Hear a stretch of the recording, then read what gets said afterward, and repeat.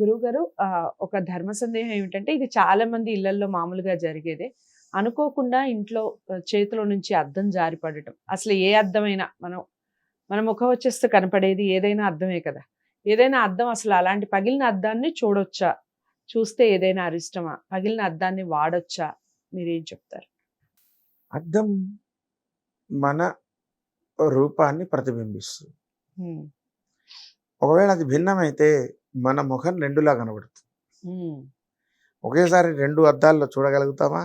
చూడలేదు. అందువల్ల పగిలిన అద్దాన్ని ఇంట్లో ఉంచకూడదు. హ్మ్. రెండవది పగలడం వల్ల ఏదో అరిష్టం అనేది కాదు. ఓకే. అరిష్టం మన చేతిలో లేదు. హ్మ్. మన చేతిలో ఉన్నదల్లా ఒకటే. హ్మ్. జాగ్రత్తగా చూసుకోవటం. ఆహా! అలాంటి అంటే ఏదైనా గాజుది కింద పడిపోతే అరిష్టం అంటూ ఉంటారు. అంటారు. హ్మ్. అయితే దాన్ని చెప్తున్నాను అదే. హ్మ్. ఇప్పుడు హ్మ్.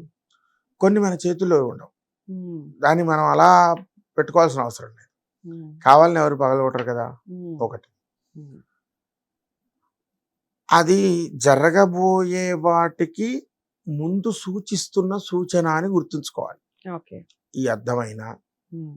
స్వప్నంలోనైనా హ్మ్. కొన్ని సందర్భాలుంటాయి. వాటిని మనం ఏం చేసుకోగలం అంటే పరిష్కారం ఒకటే. హ్మ్. ఆ పగిలిన అడ్డాన్ని తీసేయడం.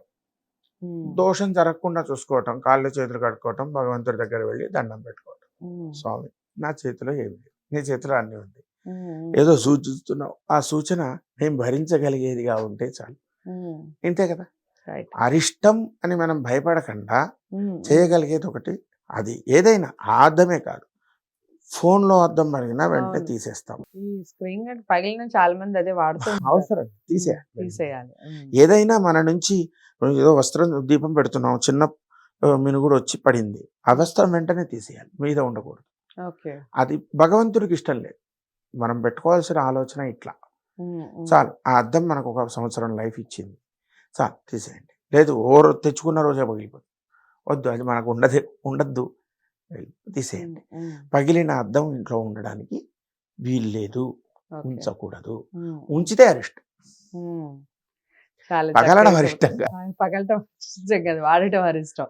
ఓకే. చాలా బాగా చెప్పారు. చాలా క్లారిటీగా చెప్పారండి. మామూలుగా అద్దం చేతిలోంచి కింద జారి పడిపోతేనే అరిష్టం అని మాట్లాడేవాళ్ళు చాలా మంది ఉంటారు. మా ఇంట్లో గూడా మా పెద్దవాళ్ళు అదే మాట్లాడుతూ ఉంటారు. నేను ఇప్పటి వరకు అదే అనుకున్నాను. కాకపోతే అది అనుకోకుండా జరిగే సంఘటన కాబట్టి దాన్ని ఖచ్చితంగా మనం రికార్డుల నుంచి తొలగించాలి అంటారు కదా! అలాంటివి రికార్డుల నుంచి చక్కగా తొలగించేసి అది వాడటం అనేది అరిష్టం అన్నట్టుగా చెప్తున్నారు. ఏ అద్దమైనా ఇంట్లో ఉంచకూడదు పగిలిన తర్వాత. ఒకసారి దాన్ని నోట్ చేసుకొని ఇక నుంచి పాటించండి. అందరికీ నచ్చే వీడియో అనుకుంటున్నాను. లైక్ చేసి షేర్ చేయండి. గురువుగారిని కలవాలి అనుకుంటే స్క్రీన్ మీద కనపడే నెంబర్‌కి కాల్ చేయండి. ఛానెల్‌ని సబ్స్క్రైబ్ చేసుకోవడం మర్చిపోవద్దు. మరో ధర్మ సందేహంతో మళ్ళీ కలుద్దాం. నమస్తే.